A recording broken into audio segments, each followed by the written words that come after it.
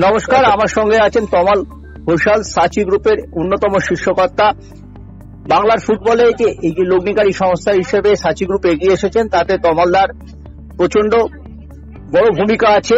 তমালদাকে আজকে এক্সিকিউটিভ কমিটিতে নেওয়া হয়েছে মেহমানা স্পোর্টিং এর, সেই সঙ্গে রাহুল টোডিকেও ভাইস প্রেসিডেন্ট করা হয়েছে এবং সাবির আলী তিনিও এসেছেন কর্মসমিতিতে। তমালদা, পুরো ব্যাপারটা নিয়ে তুমি রিয়াকশন যদি আমাদের দাও, স্পটনকে খুব ভালো হয়।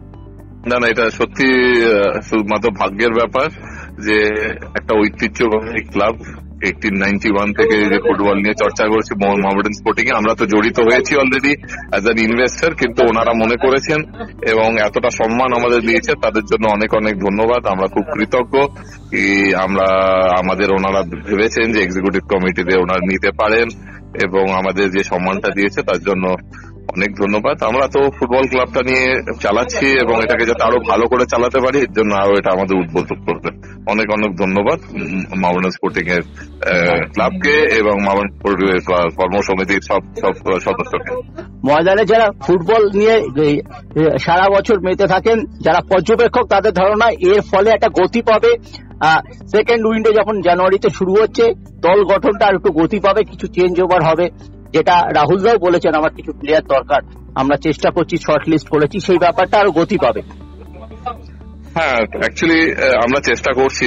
অ্যাকচুয়ালি জানুয়ারি উইন্ডোতে তো প্লেয়ার পাওয়াটার উপর একটা চ্যালেঞ্জ থাকে, কেননা সব ভালো প্লেয়াররা অকুপাইড থাকে। তাও আমরা চেষ্টা করছি যে সাধ্য মতো টিমটা যথেষ্ট ভালো খেলছে, কিন্তু রেজাল্ট হয়তো পাচ্ছে না। এগুলোকে যদি একটু কিছু চেঞ্জ আমরা করতে পারি, তার জন্য আমরা সবাই মিলে প্রচেষ্টা করছি। আশা করি কিছু ভালো খবর কয়েকদিনের মধ্যে আমরা দিতে পারবো। আচ্ছা, বিশেষ করে একটা স্ট্রাইকার, ব্যাডলি নিডেড একটা স্ট্রাইকার মোহামেডান স্পোর্টিং, আমরা স্ট্রাইকার নিয়েও ভাবনা চিন্তা করছি এবং যেটা বললাম আর কি, উইন্টার উইন্ডোতে সেরকম প্লেয়ার পাওয়া যায় না খুব, তাও চেষ্টা করছি আমরা যদি ভালো কাউকে নিয়ে আসতে পারি। তবে আমার এটা দৃঢ় বিশ্বাস যে টিমটা যেভাবে খেলছে এবং হয়তো রেজাল্ট পাচ্ছে না, এটা কিন্তু বদলাবে কোন সময়। একক গতিতে কোনো জিনিস চলে না, সেটা বদলায়। এবং আমরা এটা দৃঢ় বিশ্বাস যে আগামী কিছুদিনের মধ্যে 15 তারিখে আমাদের হোম ম্যাচ আছে। আমরা হয়তো আশা করব যে একটা ভালো রেজাল্ট আমরা তুলে আনতে পারবো। অনেক ধন্যবাদ তমালদা, আমাদের এই মূল্যবান সময় দেওয়ার জন্য অনেক ধন্যবাদ। আশা করি আমরা নতুন বছরে একটা নতুন রূপে মেহমানকে দেখতে রাখবো এবং আপনার কথা মতো যেটা হয়তো রবিবার থেকে চাকাটা ঘুরতে শুরু করবে। আমরা দেখেছি ইস্টবেঙ্গলের চাকা অলরেডি ঘুরেছে, আরো একটি দল কলকাতার, সেই দলের ভাগ্যের চাকা যদি ঘোরে, তার চেয়ে বড় খবর বোধহয় বাংলার ফুটবলের পক্ষে হতে পারে না।